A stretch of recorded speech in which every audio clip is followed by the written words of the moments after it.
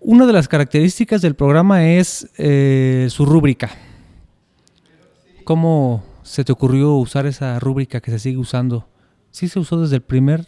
Desde el primer programa fue circunstancial, porque se me había olvidado que necesitaba rúbrica. Entonces ya estaba todo listo para empezar y precisamente dije, ahora, la rúbrica. Entonces teníamos ahí unos discos que usábamos como salvamento cuando faltaba alguien, cuando pasaba algo y había que llenar tiempo, y entonces poníamos esos discos. Y había uno de una orquesta norteamericana, que no puedo recordar el director, que normalmente el director es el que fundó la orquesta y lleva su nombre, pero lo usábamos mucho ese disco, porque tenía piezas muy, muy bien logradas, muy bien hechas, la mayoría de música clásica. Yo usaba ahí una de esas piezas para el cierre de la estación todas las noches, y a la gente también le gustaba mucho eso que yo usaba, pero había una pieza que a mí me gustaba mucho, que era La danza de los comediantes, y es una pieza muy alegre, y dije, esta va luego, y fue la que puse, inició el programa, y desde entonces se quedó para abrir y para cerrar el programa, la misma pieza de esa famosa danza de los comediantes. ¿Desde qué lugares? Pues yo me imagino que en tanto tiempo se ha transmitido de muchos lugares, pero ¿desde dónde se ha transmitido Ex Libris? Fíjate que es curioso, pero bueno, no me puedo acordar de muchos lugares. Hay algunos que son entrañables, que van a quedar siempre en el recuerdo. Y como te decía, pues en todos estos años ya transmitimos de los 113 municipios, y de algunos hemos transmitido muchas veces. Entonces sería muy difícil acordarse de cada una de ellas. Recuerdo muy bien esa primera vez que lo hicimos en una librería con don Ramón Martínez Ocaranza y su esposa. Pero también me acuerdo que hicimos varios programas en la casa y taller de maestro Alfredo Salce. Le gustaba mucho que fuera, pero a él no le gustaba hablar, nunca quiso hablar en el programa. Pero le gustaba que fuera con mis hijos, les escondía chocolates por su casa para que los anduvieran buscando, y él feliz de la vida ahí jugando con los escuincles. Entonces, lugares como ese, que son lugares, digamos, emblemáticos, ¿verdad? Hemos estado en muchos lugares de Morelia, pero sobre todo en sus plazas. A mí me gusta más estar en lugares abiertos. Hemos estado en restaurantes, hemos estado en hoteles, a veces en librerías que si les pedimos las abren en domingo, o en otros lugares así que no suelen estar abiertos. Donde ha sido más difícil transmitir es en la misma Universidad Michoacana, porque los sindicatos se oponen a que se abran en días y horarios que no son adecuados según ellos. Muy pocos lugares, escuelas o facultades de la universidad nos han permitido transmitir, porque tienen que levantarse temprano, tienen que abrir, tienen que ofrecer un almuerzo, y pues no son muchas obligaciones que no están dispuestos a compartir. Entonces han sido pocos los lugares de la Universidad Michoacana donde hemos podido transmitir. Por ejemplo, en la rectoría jamás se ha podido transmitir. Pero bueno, hemos estado, por ejemplo, en la Escuela Popular de Bellas Artes, donde yo fui maestro algunos años y donde estudié también teatro y música. Y ahí transmitimos en muchas ocasiones a través del tiempo. Y no sé, hay lugares cercanos que han sido una delicia transmitir. Y no solo en Michoacán, sino en otras partes de México. Bueno, sí, hemos estado en algunos estados de la República. Creo que han sido como 12 o 13 estados que hemos visitado, algunos con mayor frecuencia y otros muy pocas veces. Por ejemplo, en San Luis Potosí he estado solamente en 3 ocasiones, pero en lugares como Guanajuato, la capital, hemos estado en muchas ocasiones también, ahí con un querido amigo y compañero y hermano que es Sigfrido Aguilar, que tiene su estudio de búsqueda de pantomima teatro en la mina de Valenciana, y ahí hemos estado en varias ocasiones, pero también en otras partes de la ciudad. Y hemos transmitido en varias poblaciones como Salvatierra, en fin, y aquí cerca también de Acámbaro, y en varios lugares de Guanajuato. Y de Michoacán, bueno, pues como te digo, en tantos lugares. Donde más nos ha gustado es cuando vamos a poblaciones lejanas, a ranchitos o a pueblos. Y muchos han declarado casi como día de fiesta porque es la primera vez que va a la radio, ¿no? Y ha habido cosas así de que fiestas que se hacen muy, de manera grandiosa, vamos, por dar un término adecuado. Recuerdo que alguna vez estuvimos en una población arriba de Uruétaro, donde todos los pobladores cantan. Hay mucha gente que incluso aquí en Morelia se le conoce mucho por su forma de cantar, que son gente con mucha habilidad y que cantan muy bien. Y entonces ahí declararon que ese día era día de fiesta porque llegó la radio. Y mataron una vaca, y mataron puercos, y mataron gallinas, y fue una fiesta para todo el pueblo, que se acabó ya muy entrada la noche. Fíjate que a partir de la pandemia mundial por el COVID se inició una revolución tecnológica que aceleró todo esto de los podcasts y las transmisiones virtuales en redes, la radio por internet, etcétera, y se ha logrado una gran calidad en las transmisiones. Actualmente ha costado trabajo, pero se ha logrado en estos años tan fatídicos que fueron la pandemia. Pero me pongo ya nos compartías un poco de cómo intervenían los teléfonos para transmitir. No se me hubiera ocurrido en otro momento, pero cómo fue que lograron cuajar con qué aparatos, qué es lo que usabas en ese entonces. Como te había dicho, compré una pequeña mezcladora, muy pequeña, y la que me acompañó muchos años. Tiene varias anécdotas, porque una vez me la robaron y era fácil reconocerla porque se prendía con una palanquita y esa palanquita se había roto. Entonces le tuve que poner un tornillo para que funcionara la palanca.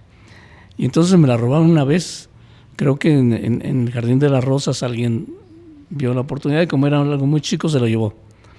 Y lo volvimos a encontrar meses después, pero en el tiradero que se hace los domingos. Y la reconocimos por el tornillo ese que tenía. Se lleva unas sorpresas. ¿Volviste a comprar tu propia consola? Lo volvimos a comprar y nos lo volvieron a robar. Y entonces dijimos, bueno, pues esa es su triste historia. Y nos la volvimos a encontrar en el Monte de Piedad. Y ya la compramos, pero ya no nos servía realmente para lo que queríamos. Ya la habían usado de una manera nefasta. En esa época que no la tuvimos, tuve que echar mano de un aparato Ratson de bulbos, muy grandote, muy aparatoso, y pues que costaba más trabajo transportarlo, y además había que hacerlo con delicadeza porque los bulbos se echan a perder, sobre todo si no los deja uno enfriar el tiempo adecuado y todo así. Y bueno, pues entonces ese Ratson con una trompeta que era para escucharse, es lo que usábamos los domingos. También muchas historias ahí, porque ahí era más fácil darse toques con ese aparato, y sobre todo para conectarse uno con el teléfono, porque no tenía una salida adecuada para eso. Por allí alguien nos ayudó a hacer una salida hechiza y a veces se rompían los cables o no sé, era un problema, pero estuvimos con eso mucho tiempo. Y como tú dices, la tecnología lo que tiende a hacer es a hacerse más pequeña. Esa mezcladora pequeñita que usábamos sirvió para que una vez el maestro Tomás Rico Cano, que era parte del programa todos los domingos, un día lo entrevistaron de un periódico y le dijeron, oiga, ¿y cómo hacen el programa Ex Libris? Dijo, mira, con una cajita de cerillos y harto masking tape, ¿no? y daba la idea más clara, porque si no teníamos masking tape o algo para pegar los cables, era muy difícil trabajar. A veces bastaba que alguien que iba caminando ahí arrastrara el pie y desconectaba todo. Desconectara un cable, ya no se podía hacer. En fin, esos son los problemas luego que hay. Pero aparatos, micrófonos, todo, cables, sí, los han ido comprando. Fue un problema, muy problema, porque al principio pues yo no tenía algunos micrófonos en mi casa porque a mí me gustaba grabar desde siempre. Pero mis hijos habían jugado con ellos y algunos los habían descompuesto. Ya no servían para lo que se quería. Pero echamos mano de esos, algunos micrófonos muy malitos, se oían muy mal. Quien me ayudó algún tiempo fue Ernesto, mi hermano, que él tocaba en algunos conjuntos musicales. Y éramos amigos de muchos compañeros músicos que tocaban rock y cosas así. Entonces a veces nos hacían fuertes con eso, que algún micrófono que ya no usaban, cables sobre todo, que era lo que más rápido se echa a perder en los equipos. Y así pudimos ir. Yo tenía una casetera de esas que Sony hacía como una caja y ahí se mete el cassette entonces eso lo usaba ya para reproducir música durante todo el programa, para poner la rúbrica y cosas así, o para grabar algunas cuestiones que son necesarias en el programa, como, no sé, algunos mensajes y cosas parecidas, ¿no? Entonces usaba los casetes y era un problema porque se oía cuando abría, cuando lo metía, cuando lo cerraba, etcétera. Entonces todo eso se oía y la gente pues ya sabía, la gente sufría mucho. El programa. Que a veces no entraba a tiempo y qué estarán haciendo, dónde andarán, etcétera. La gente sufrió mucho con nosotros, pero siempre nos siguió.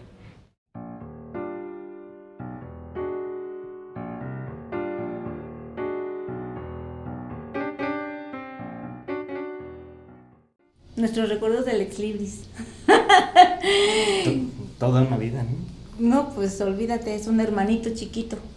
Mis 2 hermanitos chiquitos. El Ex Libris, el colectivo y el güero. Y Mariano. Él ya no es chiquito. Bueno. Él ya es como mi gemelito.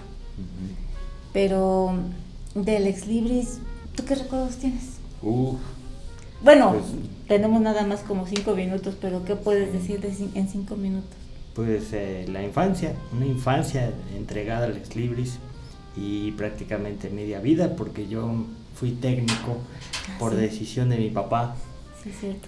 Una decisión un tanto voluntaria, obligada. Fue una relación muy padre de ir cada domingo a diferentes partes. A mí me ha caído el 20, esto que él dice desde fuera, que el Ex Libris ha sido una escuela. Para mí al principio pues era pesado porque ir los domingos pues está canijo, ¿no? Ay, sí, y llegar a escuelas, a bibliotecas, a centros culturales, a universidades, pero llegar en domingo tiene un entorno no llegas diferente. A esa universidad ni a esa escuela, llegas a un mundo muy distinto. Llegas a lugares vacíos, entonces el Ex Libris siempre era, bueno, en aquel entonces era una aventura. No sabíamos qué nos íbamos a encontrar. Hoy sigue siendo igual. Y entonces, pues llegar a un lugar y 5 a las 10, o sea, el programa, por lo menos desde que nosotros ya estábamos, es de 10 a 12. Ajá, sí. Es un horario muy Tiene establecido. muchísimos años así. Y llegar 5 a las 10 a montar. Rápido, los cocodrilos. Y decía mi papá, ya alcanzamos. Tenemos 3 minutos ahorita.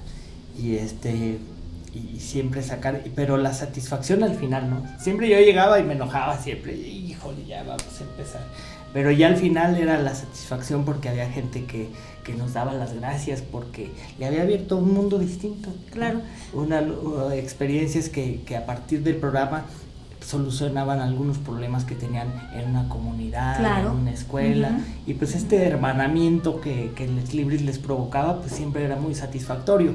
No por eso que siempre andar a las prisas, eso no era muy agradable, pero lo demás, el trabajo ya finalizado, siempre era una muy buena experiencia. No, y además, como dices, llegas a los lugares pensando que tú llegas con tus 5 minutos listo para enchufar todo, prender y listo, pero no cuentas con que dices, llegas a una escuela y no están las personas encargadas que hicieron el acuerdo para que el Ex Libris sea ahí, ¿no?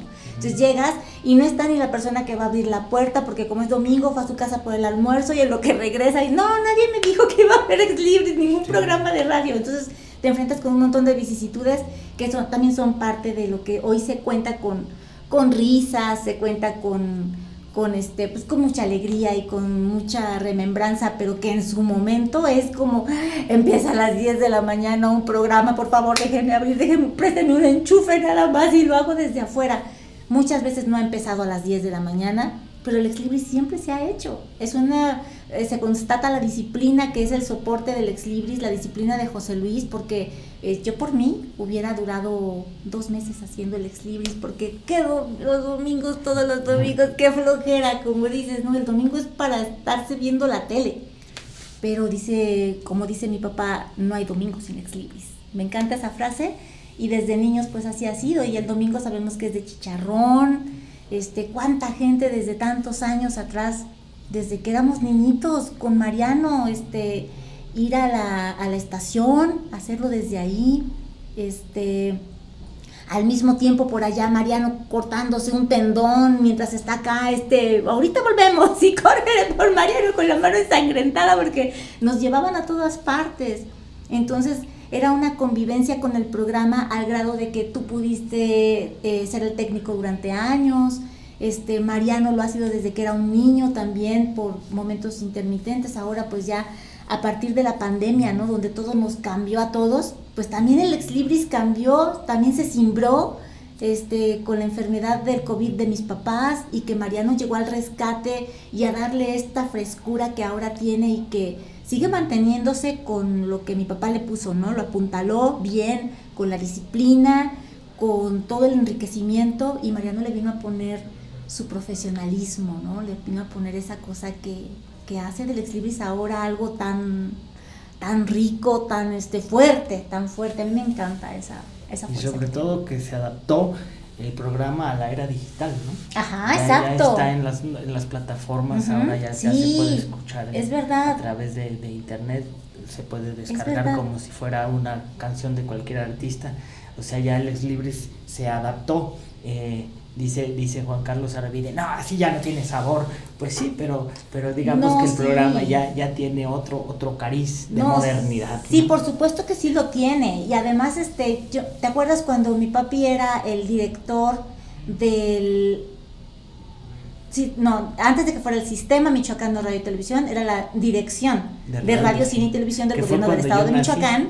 Claro, estabas chiquito y él, de hecho, te llevaba ahí, te sentaba en el escritorio y Mariano y yo dábamos lata también, tú chiquito, pero sí dabas lata, ¿cómo no? Y entonces en ese tiempo la idea de Cuauhtémoc Cárdenas era hacer de la comunicación en Michoacán algo así súper moderno, ¿no? Y venido a ver que mira cuántos años después, 40 años después, pues se puede concretar en el Ex Libris, ¿no? Y llegamos ahora a todo el mundo. Ahora no solamente, antes pues con el problema que te decía de que conectas los cocodrilos al teléfono público de las Rosas, desenroscando ahí el auricular para ponerle ahí los cables. Y ahora pues y que con trabajo se podía escuchar a través de Radio Nicolaita. Hoy se puede escuchar en todo Morelia a través de Radio Nicolaita y un poco afuera. Y además en todo el mundo gracias a internet, ¿no? Esta cosa que ha hecho Mariano tan importante de poder realmente digitalizarlo y llegar hasta allá y además alojarlo en un sitio donde la gente lo puede escuchar después, ¿no?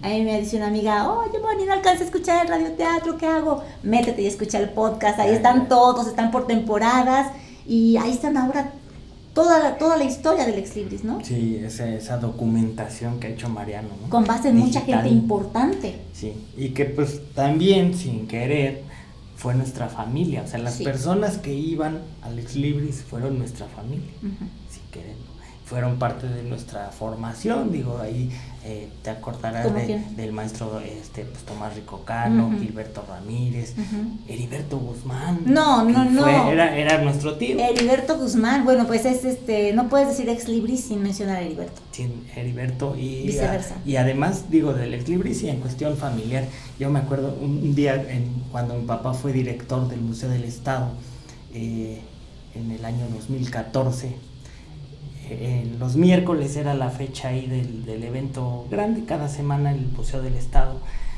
Fue un día que instituyó la maestra Tere Martínez Peñalosa, no sé si te acuerdas. Entonces los miércoles pues había grupos, etcétera, y le tocó leer Heriberto porque era un excelente narrador, que ya ves que ayudó a mi papá también a hacer los encuentros de escritores. No, iban de la mano para todo, ellos juntos, sí. Y me acuerdo porque pues Heriberto empezó a leer sus cuentos, y había uno, el de la tía Tula, no sé si te acuerdas, y empieza Heriberto a leer y dice, y para como a la segunda línea y dice, no, yo quiero que Quetzal lea este cuento.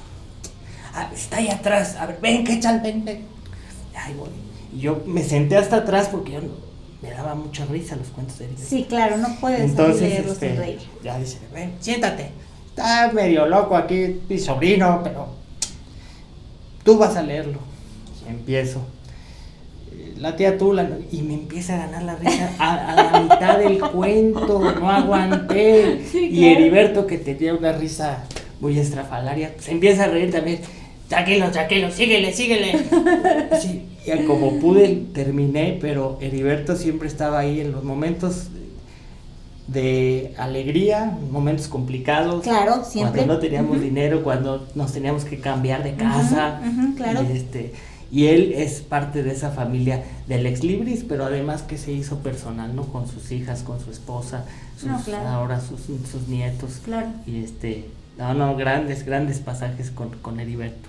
Sí, siempre llevándonos en sus distintos autos, ¿no? Con todo el equipo para ir no solamente aquí mismo en Morelia, sino también, ¿no? ¿Y cómo nos vamos a ir hasta el pueblo de quién sabe dónde? ¿Heriberto? Bien. Sí, mañana yo paso por ustedes temprano, ¿no? Siempre contábamos con él. Hoy seguimos contando con su venia y con todo lo que él también dejó, ¿no? Igual que José Luis, de la mano, juntos hicieron tanto y se sigue notando y nosotros seguimos disfrutando de eso, ¿no? Sí, y yo, bueno, íbamos de la mano cuando éramos niños, o bueno, yo niño y ustedes más jóvenes. Más niños. Pero era un trabajo conjunto que hacía también mi tía Elba. Entonces yo me acuerdo que muchos años era que Elba cantaba las canciones para niños y Mariano y yo actuábamos. Okay. Y luego ya se hacía el programa al día siguiente. Sí. Entonces yo me acuerdo mucho también esas anécdotas con mi tía Elba. Recuerdo una en particular con un Ex Libris. Ha de haber sido por ahí del año 2000, 2001 a lo mucho. Invitan al papá Urandén. Pues nos sonaba algo, Urandén. Pues sí, una isla que no hay forma de llegar más que en lancha. ¿Cómo íbamos a hacer el programa en Urandén? Pues ya hay teléfono. Total que era llegar a Pátzcuaro primero, llegar al embarcadero y de ahí, en lancha literal, irnos amontonados, porque pues pura agua, con el equipo. Híjole. O sea que era una maleta sí. pesadotota. Ahí vamos, que no se metiera el agua. Llegamos y subir, o sea, unos escalones, pero empinados. Y pues no había forma, mis papás en aquel entonces estaban más jóvenes, pero me acuerdo que mi papá me dijo, te toca, güerito, esto es el Ex Libris. Entonces agarro la maleta y pues uno por uno. Sí. Y descánsale poquito, ahorita nos dan de desayunar. Y no, la gente súper amable y todo, pero, o sea, el Ex Libris fue cielo, mar y tierra. Sí, claro que sí. Esas eran las cosas que uno decía. Sí, claro. Y al final, sí, la satisfacción de que estábamos con papá haciendo un trabajo que la gente nos agradecía. Pero en lo que eso pasaba, ay. En su momento ni lo sabíamos, que estábamos haciendo historia, ¿no? O que estábamos haciendo algo tan importante, o formando parte de algo tan importante, ¿no? No haciéndolo tal vez, pero sí formando parte de algo histórico, como decías en un inicio, que llega a ser algo súper importante para la comunidad, que puede llegar a transformar ciertos círculos, o que puede llegar a enriquecer a algunas personas, a su quehacer, y así es como entes como el Ex Libris pueden hacer pues crecer a una comunidad, ¿no? Hacerla mejor entre todos. Y si el arte y la cultura no pueden hacer eso, pues nada más puede hacerlo, ¿no?